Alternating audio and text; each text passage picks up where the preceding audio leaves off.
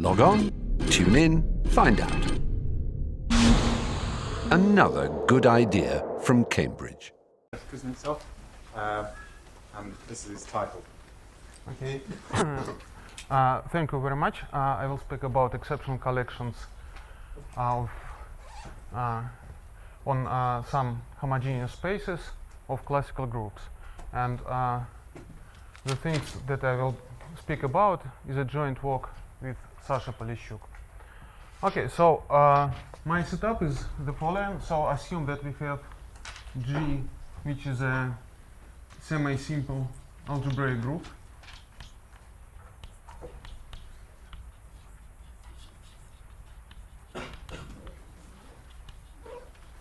And a parabolic subgroup in G.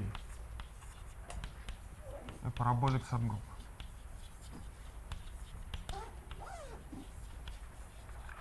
Then we can consider the corresponding homogeneous space, G mod P.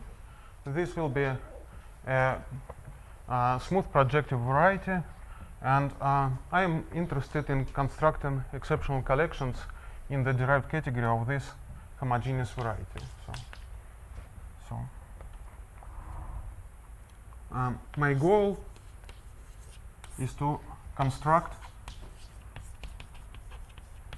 a full exceptional collection in dB of x. So actually today I will give the answer in the case of a classical group G. So this means that so G is classical.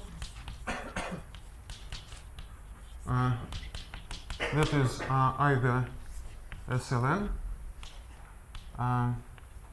SON, or SPN. So it's either special linear group or orthogonal group or symplectic group.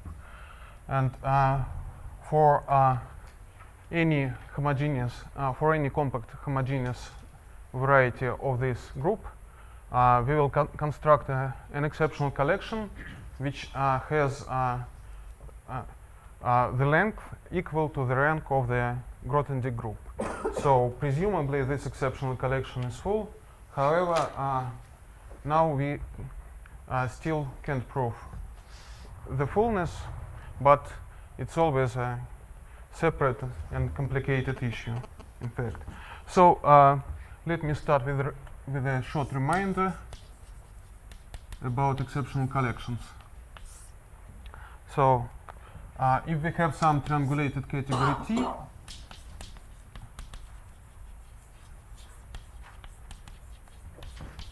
then an object E is called exceptional if x from E to E are given just by the base field K. So it means that we have only one home and no higher x. Okay, then a collection of objects E1 and so on, EM, is called an exceptional collection if all EIs are exceptional and there are no x from EI to EJ for I greater than J. So we don't have any x from right to left. And finally, a collection, an exceptional collection E1 and so on, EM, is full if it generates the whole triangulated category. So in other words, minimal triangulated category containing all these objects coincides with T. Okay, so let me also say some words about the history of the subject. So the first exceptional collection was constructed by Sasha Belenson. In fact, he constructed an exceptional collection on each projective space. So after that, Kapranov constructed exceptional collections on all flag varieties of type A, for example, on all Grassmannians, all flag varieties of type A, and all quadrics, which are the simplest homogeneous varieties of type B and D. And after that, there was some more progress, but actually, mostly some special cases were considered after that. For example, some very special homogeneous spaces like the non-trivial Grassmannian for the group G2 was considered, the Grassmannian for the group E6, and some other.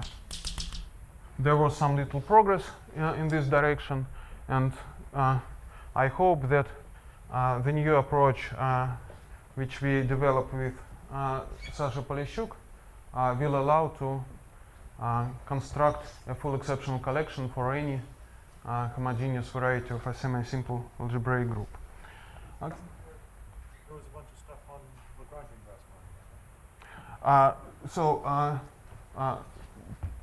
Certainly I should mention, in some sense, our approach was inspired by a joint work of Sasha Polishchuk and Sasha Samokhin, who constructed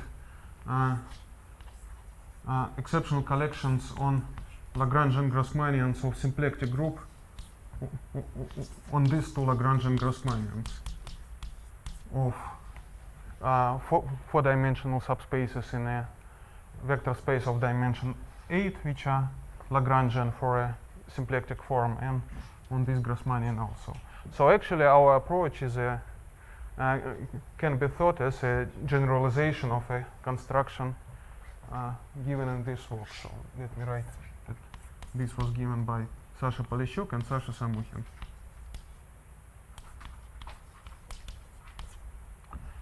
Okay, so maybe one more introductory word that I have to say is that if we are interested in arbitrary homogeneous space, namely arbitrary G mod P for any parabolic group, nevertheless we can restrict to a more special case when the parabolic group is maximal. So it is enough to construct a good exceptional collection for G mod P with P being maximal parabolic, just because if you have some other parabolic group, then you can consider you can represent the corresponding homogeneous variety as an iterated fibration such that on each step you have a fibration with fiber being G mod P with maximal P. And then if your exceptional collection is defined not only for G mod P but also for fibrations with fibers G mod P in a relative situation, then you can inductively construct an exceptional collection for any such variety. For example, in type A, everybody knows that the flag variety, the complete flag variety, is an iterated fibration in projective space. It is just iterated projectivization of vector bundles. So if you can construct an exceptional collection, a nice exceptional collection on a projective space, then you can use this collection in a relative situation to construct inductively an exceptional collection on the flag variety. The same can be done for arbitrary G mod P, and in fact the collection which we construct is a good in this sense. namely it is defined also in a relative situation. Okay, so now let me explain how we construct such a collection. So certainly the first question is well, just if you want to construct some way an exceptional collection, then you need a source of objects from which you want to construct such a collection. So for example, you need some source of vector bundles on your homogeneous variety. And to construct sufficiently many vector bundles in this situation, it is useful to think not only about the derived category of our x, but also about equivariant derived category of our x. So we have this homogeneous variety. So we can consider, for example, the category of coherent sheaves on x. And since the group G acts canonically on this variety, we can also consider the category of G equivariant sheaves on x, which is the same G equivariant vector bundles. And we can consider the corresponding derived categories dB of x and dB G of x. And actually, it turns out that it is very useful, even if we want to work with this category, it is still it is very useful to remember about this G equivariant category as well. You will see later that this is indeed an important point. Okay, so actually, for example, it turns out that it is much easier to construct an object in this G equivariant category than just in the category of coherent sheaves. Any question? Maybe a stupid question. Mhm. When you said this vibration business, Mm-hmm. so isn't it a vibration over G mod B? Where B is the Borel? No. I mean that, for example, G mod B, there is a map from G mod B to G mod P. And the fibers are flag varieties of other groups. So it's sufficient to look at Grassmannians. Yeah. That was my point. It's sufficient to consider only the case of maximal parabolic subgroups, which means that and the corresponding homogeneous varieties are called Grassmannians. So it is sufficient to consider only Grassmannians in this sense. Okay. So now the next point is that it is very easy to construct objects in this category just because since this is a homogeneous space, to give a G equivariant bundle is the same as to give a representation of the stabilizer of a point. So the stabilizer of a point on this variety is just the parabolic group P. So this category, in fact, is equivalent to the category of representations of P. Whenever we have a representation of the parabolic subgroup, it gives you a vector bundle, and vice versa. For example, if we have some vector bundle F, then when we restrict, if we consider the fiber of this vector bundle over some fixed point of our variety, it will be a representation of the stabilizer, so it gives you this equivalence. So now we can consider arbitrary representation of the parabolic subgroup, construct the corresponding vector bundle, and then just forget G structure. And this will give us a vector bundle on this G mod P. And the complicated thing in this approach is that this group P is not reductive. So it's a parabolic group. It is not reductive. So its representation theory is complicated. But the category of representations has a simple part, this semi-simple part. So let me denote it by this. The category of completely reducible representations, which are the same as representations of the Levy group.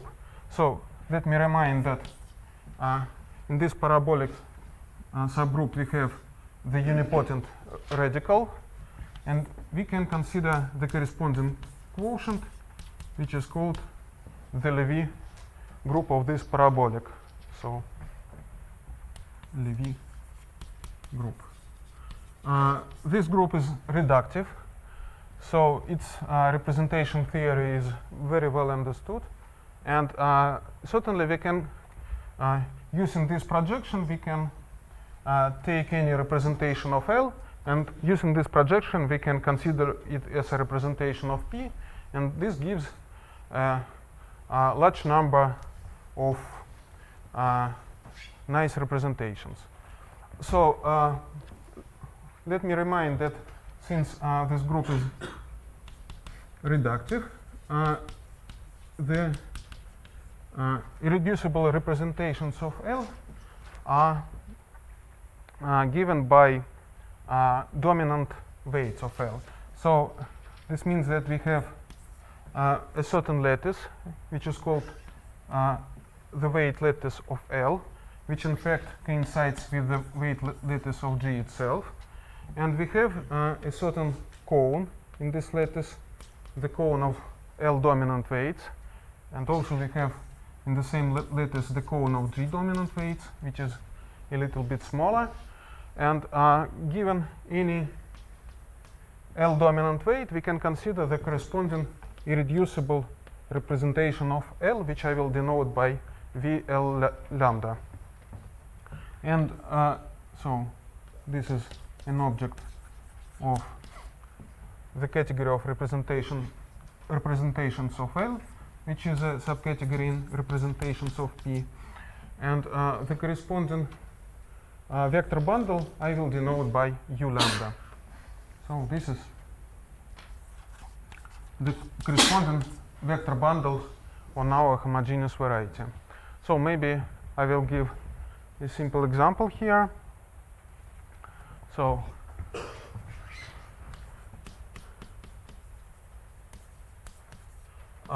let us consider the case of type A, so which means that we consider the group SLN, but actually it is more easy to consider not the group SLN but the group JLN, in fact. Okay, so let us assume that G is GLN.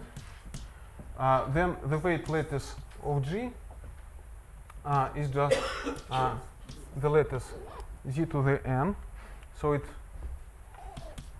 is just set of all sequences of n tuples of integers. Then G dominant weights are just non-increasing sequences of integers. And if we consider some maximal parabolic subgroup, then the corresponding Levy group will be something like GLK times GLN minus K. So I mean that we can consider the parabolic subgroup of block upper triangular matrices. So we can take the parabolic subgroup of this type. Then Levy group will be just block diagonal matrices. So it will be just GLK times GLN minus K. And L dominant cone will be just the set of sequences of integers such that the first group is non-increasing and the last group is also non-increasing, but we have no inequality between lambda k and lambda k plus 1. So this is just the usual case. Whenever we have G, the G dominant cone is given by a collection of inequalities, and the L dominant cone is given just by forgetting about one of these inequalities. So in this case, we just forget about the inequality between lambda k and lambda k plus 1. Okay, and For example, in this case, in this situation, one can construct an exceptional collection consisting of such vector bundles. In fact, the Kapranov's collection has this structure. So, namely, so Kapranov's collection can be described as follows. Just consider all lambdas such that n minus k greater or equal than lambda 1 and so on, lambda k greater or equal than 0, and all the rest equals to 0.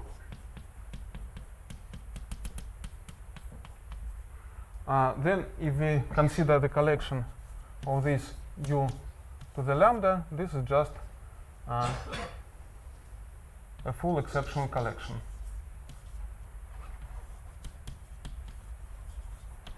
In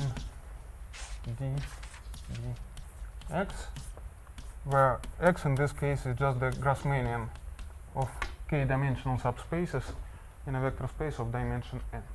So, in some cases, it is enough to consider only these very simple vector bundles. But it turns out that in general, it is not enough to consider only these bundles. For example, so let me write down another example. So let us take G to be the symplectic group to n, so which means type Cn, and then let us consider the homogeneous variety, which is just the Lagrangian Grassmannian. We consider all n-dimensional subspaces which are Lagrangian with respect to the fixed symplectic form. Then in this case, the Levy subgroup is just GLN. And the weight lattice for G is just, again, Z to the n. This is just the set of all lambda 1 and so on lambda n. The G dominant cone is given by non-increasing and non-negative sequences of integers, and L dominant cone is given just by only non-increasing sequences of integers. So, we forget about the last inequality here. Then it is very easy to check that the object u lambda is exceptional if and only if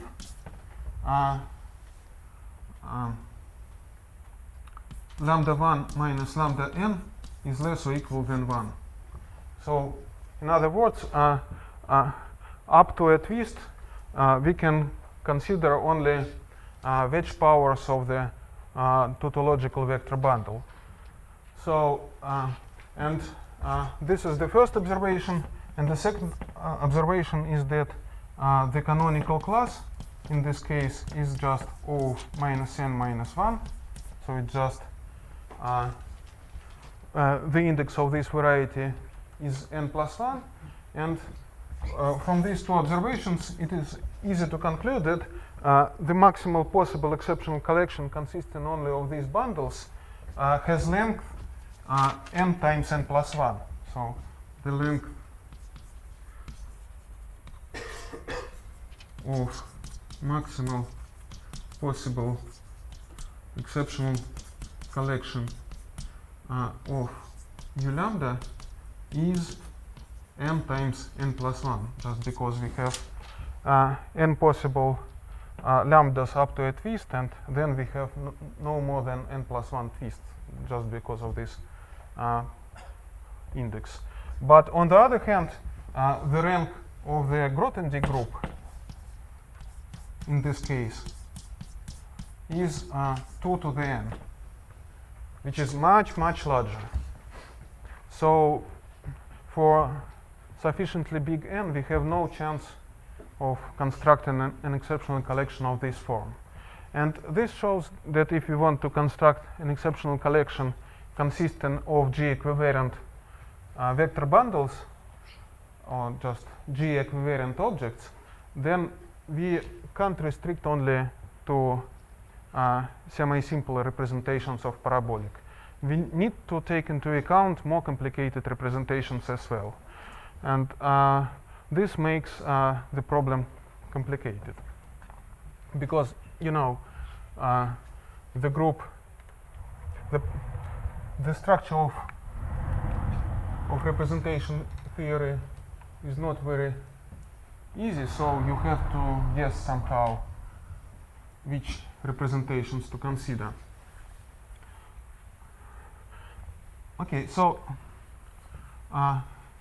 let me now first I will first explain what one can do in this in the situation of this Lagrangian Grassmannian, and then I will explain how one can do the same in generic situation. So let me give the solution for symplectic Grassmannian first. So actually the solution is the following. So let me consider a certain collection of these bundles U lambda. So namely, let me define by BA the following set of L-dominant weights, just the weights of which satisfy these inequalities.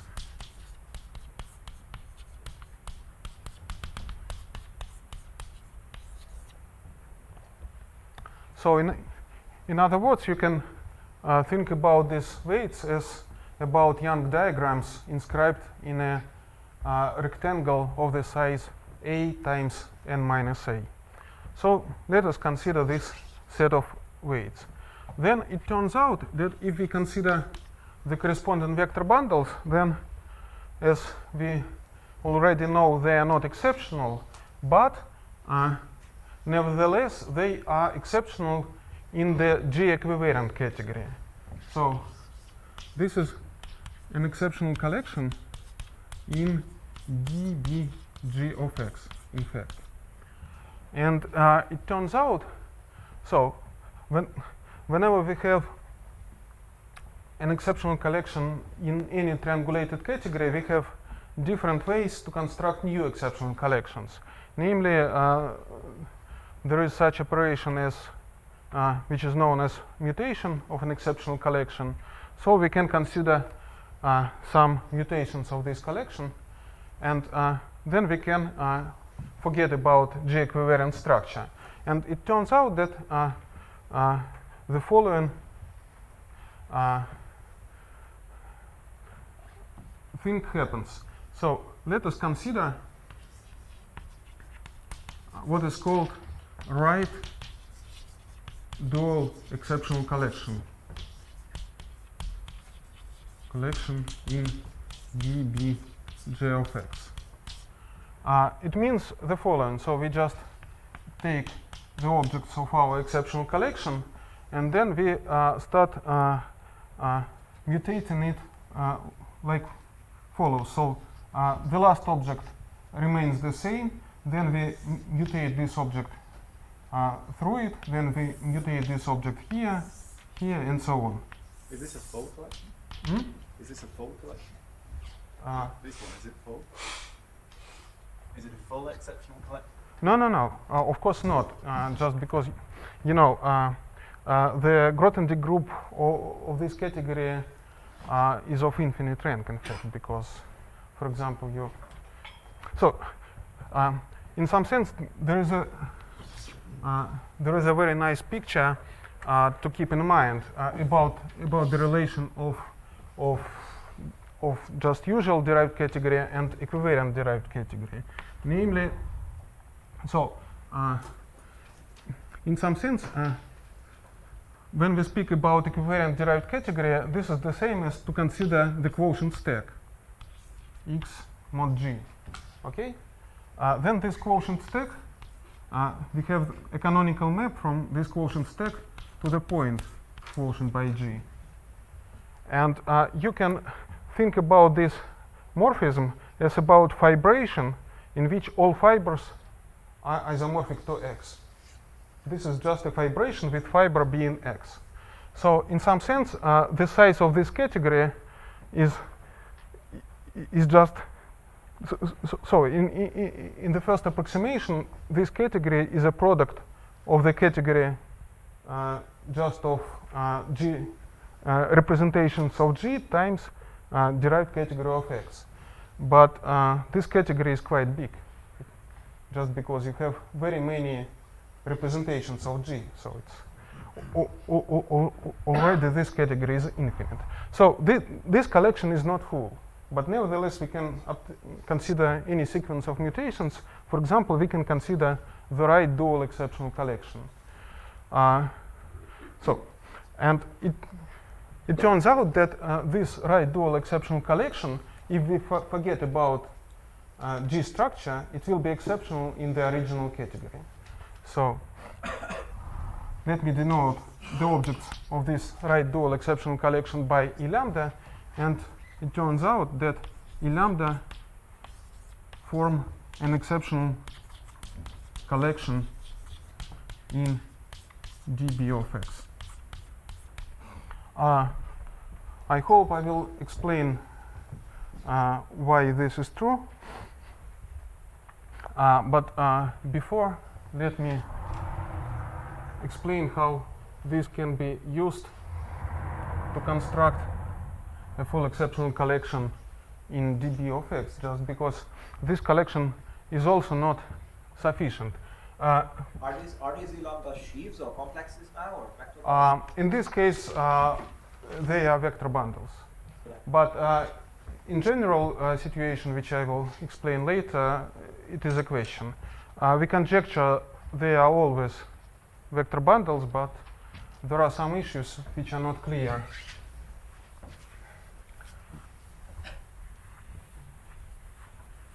Okay, so for example, note that the number of objects in this collection is the same as the number of Young diagrams in the rectangle A times n minus A. So the number of objects is n choose A, actually. And as we have seen, if we want to construct a full exceptional collection, we need 2 to the n vector bundles.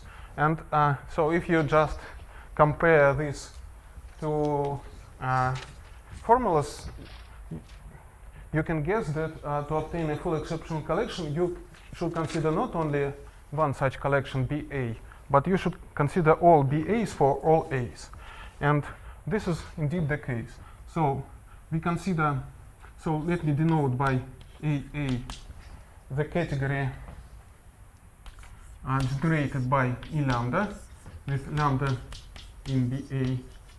And then the claim is that the collection of subcategories A0, A1 of 1, and so on, AN of n is a semi-orthogonal collection. Is semi-orthogonal in dB of X. And if we put in the exceptional collection which generates each of these categories, then we will see that this category is generated by an exceptional collection of length equal to the sum of n choose A for A from 0 to n, which equals 2 to the n. So we have constructed an exceptional collection of the expected length. And the conjecture is that this collection is full, of course. But actually, for this particular case, we have. Essentially, what does round brackets n mean? Same as square brackets then. Okay, so you know the Picard group of X is just Z, so we just pick up the positive generator of the Picard group, and we take the twist of the subcategory. It means that we just twist all these vector bundles by O1 in this block, and so on. This corresponds just to the twist by the line bundle. Okay, so this is what we have for this symplectic Grassmannian. Now let me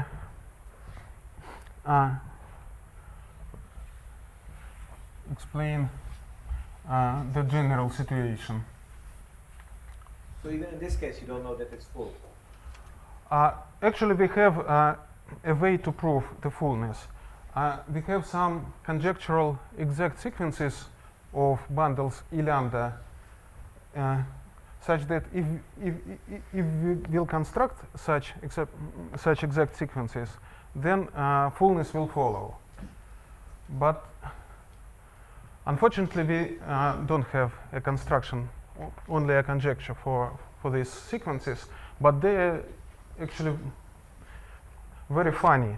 And on the other hand, there are analogous exact sequences for the usual Grassmannian, which are not a priori also evident, but which are proved to exist. And this is a very interesting subject, but I'm not ready to discuss it now. Okay. So let me explain the general situation.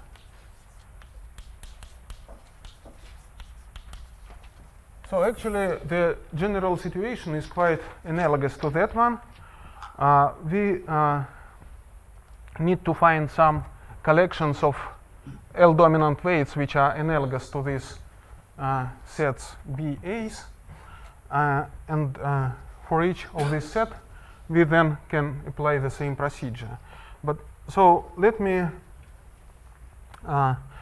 certainly, if we want this procedure to give us what we want, we need some properties for this set of weights. So let me write down the required properties as a definition. So definition: a set B in PL plus is an exceptional block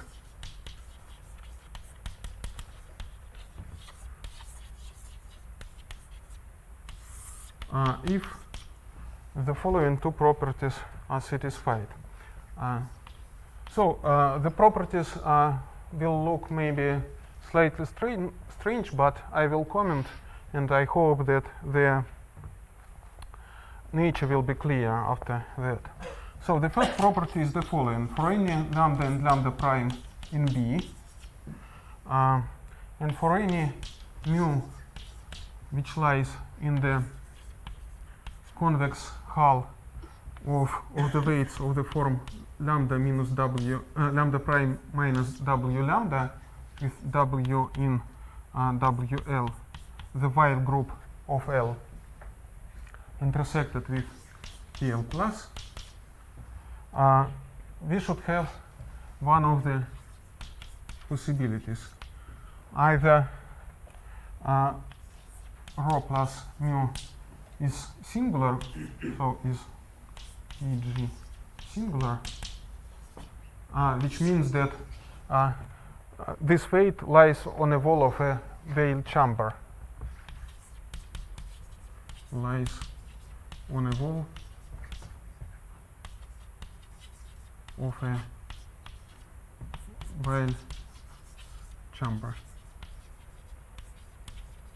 In other words, it means that it is orthogonal to some root of our group G.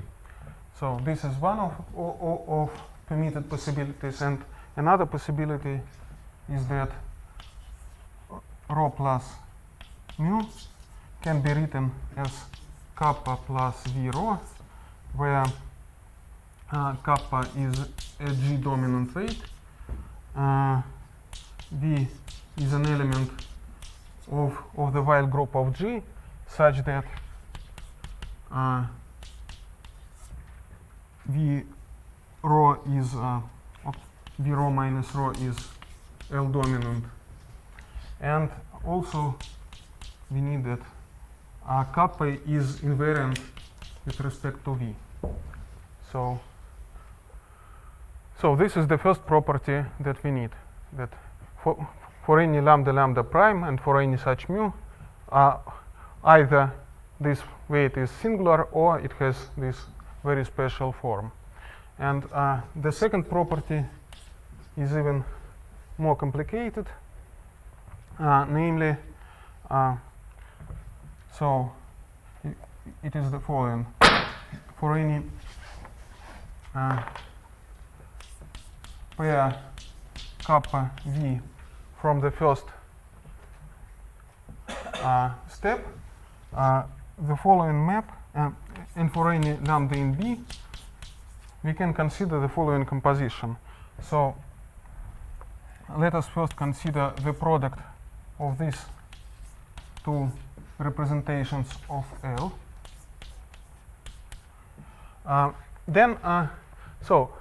Note that B is just a certain set of L dominant weights, so we can consider the subcategory of the category of representations of L, which is spanned by irreducible representations with weights in this B. So let me denote by rep B L the subcategory in the category of representations of L, which is spanned by V L lambda with lambda in B. And let me denote by PB the projector on this subcategory, the projector onto rep B L. So then we can apply this projector to this tensor product, which means that we just consider this tensor product, we decompose it into the direct sum of irreducible representations, and then we remove all representations, the higher weights of which do not belong to this B. Then we can also tensor it with VL kappa, and once again apply this PB. Then it is easy to see that there is a canonical map from this representation to PB of VL kappa plus V rho minus rho tensor VL lambda. So in fact the map is just induced by the projection from the product of these two irreducible representations to this irreducible representation, which is just the top component of this tensor product, the main component of this tensor product. So the second property asks this map to be an isomorphism. So this is what we ask in part B. What is rho? Yes, I forgot to say, rho is just the sum of all fundamental weights. So rho is sum omega i's, sum of fundamental weights, or which is the same, this is half the sum of all positive roots.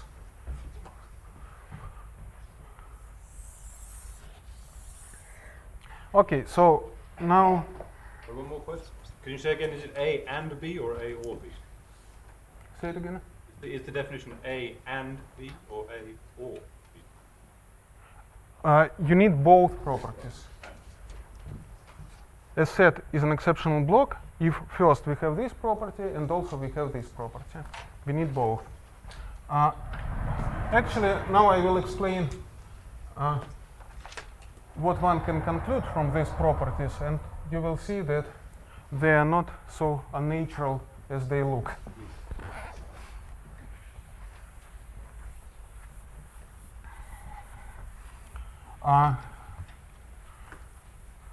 Actually, to explain this, let me say some words about how one can check that some object is exceptional or not exceptional.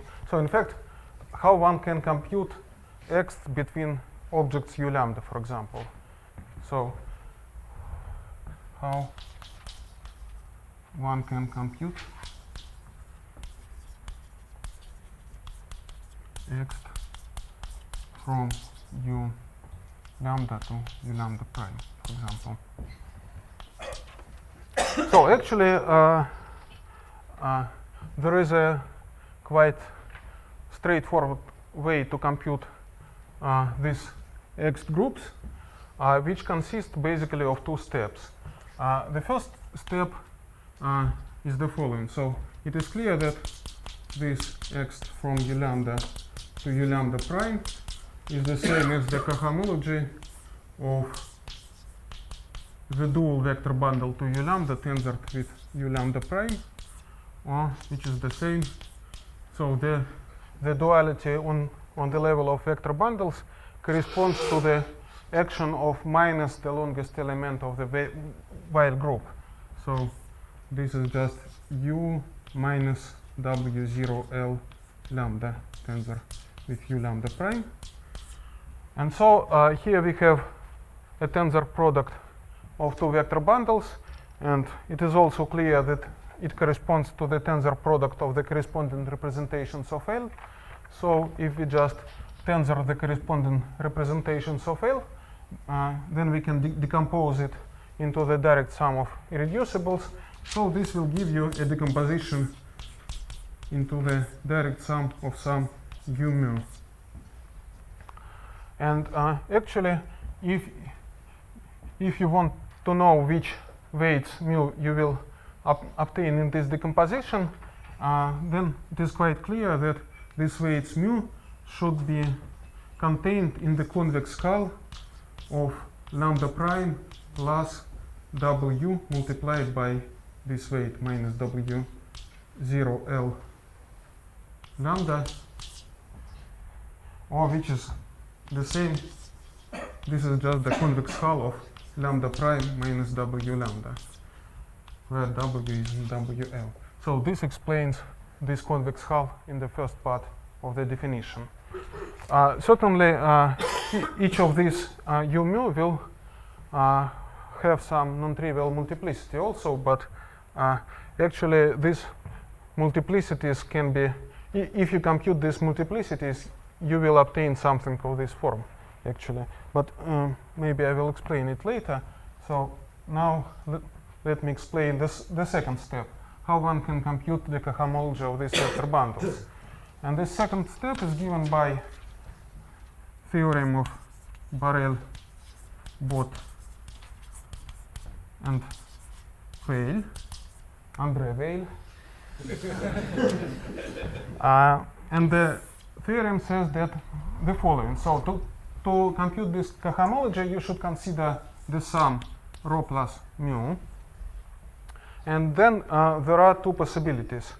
Either this weight is singular, either it lies on a wall of a Weil chamber. In this case, the cohomology is trivial. And the other possibility is that this weight is regular, it does not lie on a wall. Then there exists a unique element in the Weil group of G such that W rho plus mu is G dominant. And since this weight does not lie on a wall, it follows that if we subtract rho from this weight, it is still G dominant. And so then the theorem says that the cohomology of U mu is just the corresponding representation of G with this weight. And the cohomological degree is the length of this W. So this is the answer which is given by this Borel-Bott-Weil theorem. Okay, so now what we have from our definition. From our definition we have that either this weight is singular, and in this case the cohomology is 0, or it has that very special form.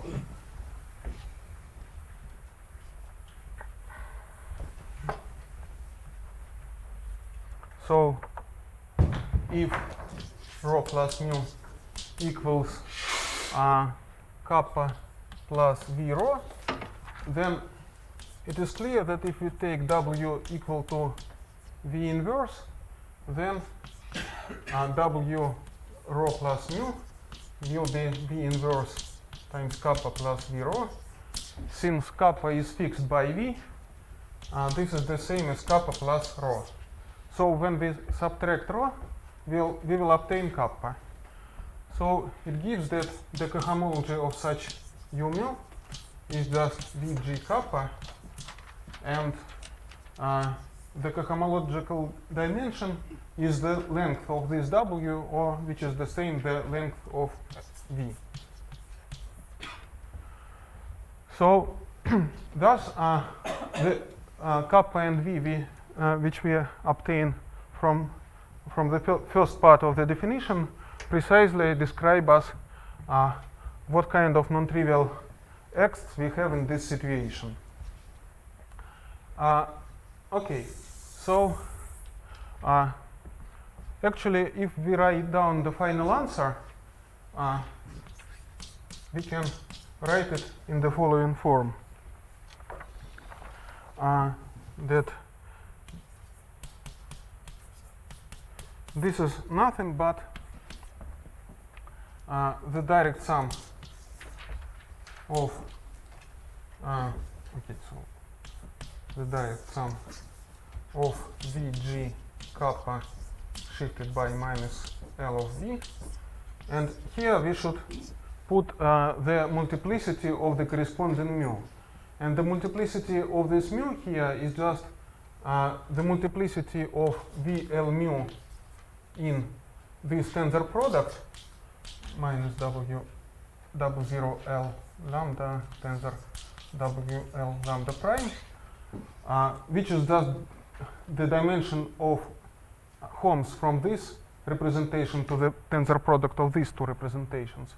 But actually it is convenient by duality to move this representation from this side to this side.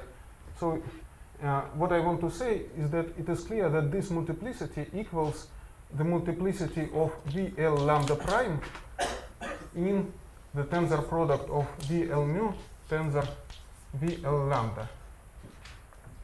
So here, in fact, we have right home from VL lambda prime to VL mu tensor VL lambda. And if we replace mu by this formula, so we can write here kappa plus V rho minus rho. So you see that this is precisely what we have in the right hand side of that property, and since we have lambda prime is also in B, this explains why we apply P, the corresponding projector there. So in fact, the right hand side of this second part of the definition corresponds to some component of this X group. And actually, if we can give a similar interpretation of the left hand side. Actually, the interpretation is the following. So actually, the left hand side can be interpreted as the direct sum over all elements of B of the product of Holmes from U lambda 2 prime to U lambda prime tensor G equivalent X from U lambda to U lambda prime 2 prime. So actually we can rewrite this direct sum in the same way as we did here, and the corresponding it will be a certain direct sum, and the left hand sides of this property of this part B of the definition will be just some components of this direct sum. So in fact, finally this condition B corresponds to the following fact. We have a canonical map from this direct sum to this space. Just we can compose G equivariant X with Holmes to obtain some X, and part B says that this map should be an isomorphism. So part B says this is an isomorphism.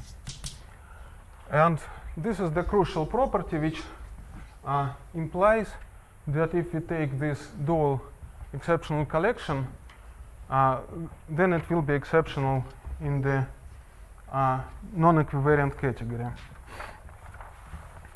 Okay, so actually I'm afraid that I have very little time left, so maybe I will finish by giving one more example of an exceptional collection, which is slightly different from this one, which can be constructed by this procedure. For example,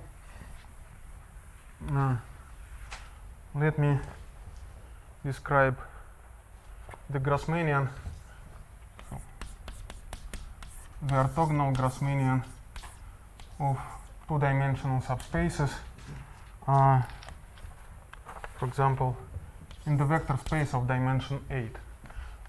This is an interesting example because the corresponding Dynkin diagram is D4, which has a funny symmetry, and this Grassmannian corresponds to this middle vertex, so this is the most symmetric Grassmannian for the classical groups in some sense.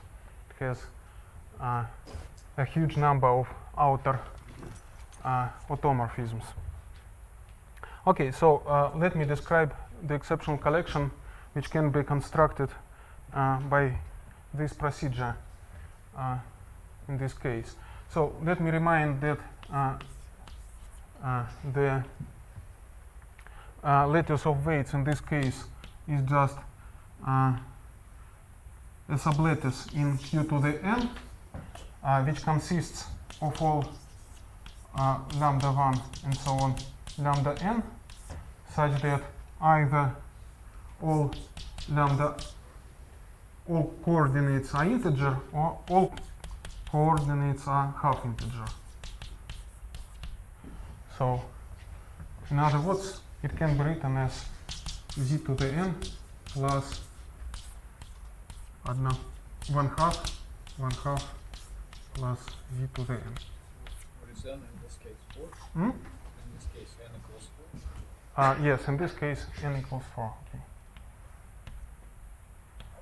But the same description for any dn. Okay, so and G dominant cone in this case is the set of all lambda 1 greater or equal than lambda 4 greater or equal than minus lambda 3. This is G dominant cone, and L dominant cone in this case is lambda 1 greater or equal than lambda 2 and lambda 3 greater or equal than lambda 4 minus lambda 3. So again, we just forget about one inequality here. Now, again, as in this case, we should consider several exceptional blocks, namely 5 exceptional blocks in this case. Let me just write them down to give you the flavor. Okay, so the first exception block is B00. This is just lambda 1, lambda 2.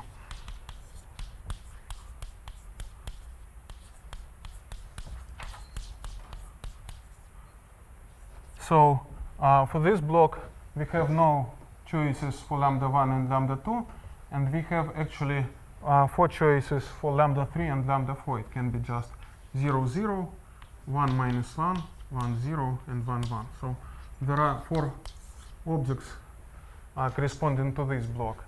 Then we have B0 1/2, which is lambda 1, and lambda 2 equals to 1/2, and 1/2 greater or equal than.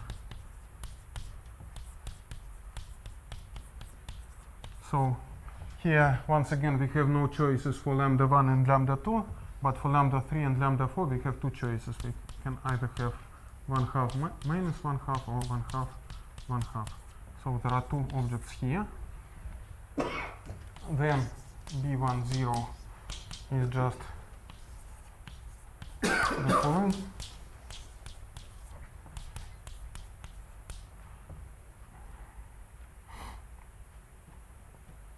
Okay.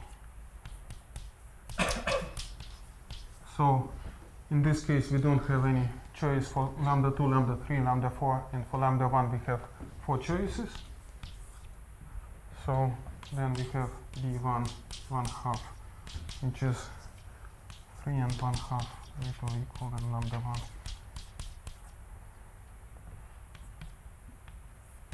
Lambda 2 and 1/2 greater or equal than lambda 3.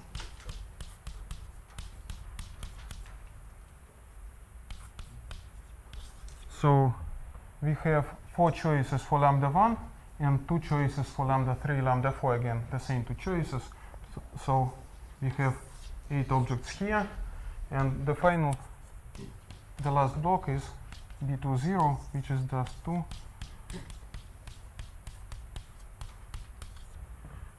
like this. And here we have all Young diagrams inscribed into a square 2 times 2, 2 by 2, so there are 6 objects here. So totally you can count there are 24 objects in this exceptional collection, which is precisely the rank of the Grothendieck group in this case. So, and actually for any classical group we can write down a very similar collection of exceptional blocks which give an exceptional collection of the desired length. And actually what we have a general procedure which can be used not only for classical groups but for exceptional groups as well. But the computations in the exceptional cases, so actually we have some formula for these exceptional blocks which depends on some choices. And there are several possibilities for these choices, and a priori it is not clear which alternative to use, and each of them requires a certain amount of computations to check how many exceptional objects you can collect in this way.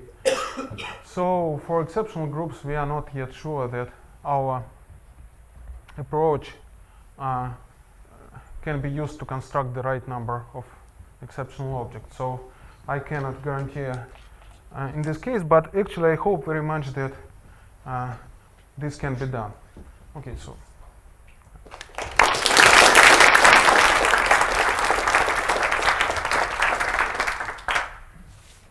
Any questions? Are you implying that, by analogy with the previous example, there is this semi-orthogonal decomposition? Yeah. So in all these cases, we have a certain collection of blocks. Then we consider the subcategory generated by corresponding exceptional collection, and then we apply twists to these subcategories, and this collection of twisted subcategories is semi-orthogonal, and this is what we expect to give a full exceptional collection in this dB of X. This is just a general approach. In some sense, we decompose the problem into two different problems. The first problem is to describe such exceptional blocks which give you exceptional collections of not very big but sufficiently big length, and then to compose an exceptional collection of these blocks. How do you know by which number to twist? So we have Picard group, yes, So the Picard group is Z. So we just use all possible twists between 0 and the canonical class. So the number of blocks we use equals, in some sense, the index of the corresponding homogeneous variety. Are they ordered? Hmm? Are they ordered? Yeah, of course. You see, 0 plus 0 is 0 here. 1/2, 1, 3/2, and 2. So they are ordered. So, and this is the order we use for twists, precisely. And the order of the canonical divisor is now 2.5, or in this example? So actually, in this case, if you look there,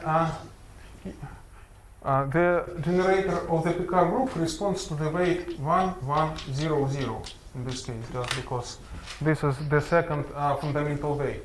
And if you see, if you look at the definition of this B20, in fact, you see that you have this weight inside this category. So, in fact, if you want to split everything with respect to different twists, then this block will be split into 3 blocks actually.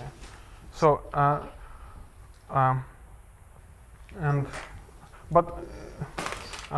there are some. Okay, so I just wrote it down this way just because it is more simple to see. But actually, in some sense, we have a collection block which are numbered by integer points in the interval between 0 and the index of the canonical class. And for each such integer, we construct a block and the corresponding subcategory, and then we twist it by the corresponding multiplicity of this generator. And in this case, I guess the index is 5 in this case, or maybe 6. I don't remember actually. It is not difficult to. Yes, I think it is 6. But so you know, it's a little bit more complicated than it looks in this way. I'm sorry. Are the elements in one block fully orthogonal? No. Absolutely no. For example, no. There are quite a lot of homes between them. But also I forget to say that we actually, our conjecture is that when we, so if you remember, the actual exceptional objects corresponding to these blocks are obtained by some mutations. So a priori it is not clear whether they are vector bundles or some complexes. So actually we can conjecture that they are vector bundles, and actually we conjecture that within each block this collection is strong. Actually, it is not difficult to check that these two properties are equivalent, in fact. These objects are vector bundles if and only if they give a strong collection. So actually there are some very interesting questions which we still can't answer, but we hope we will eventually.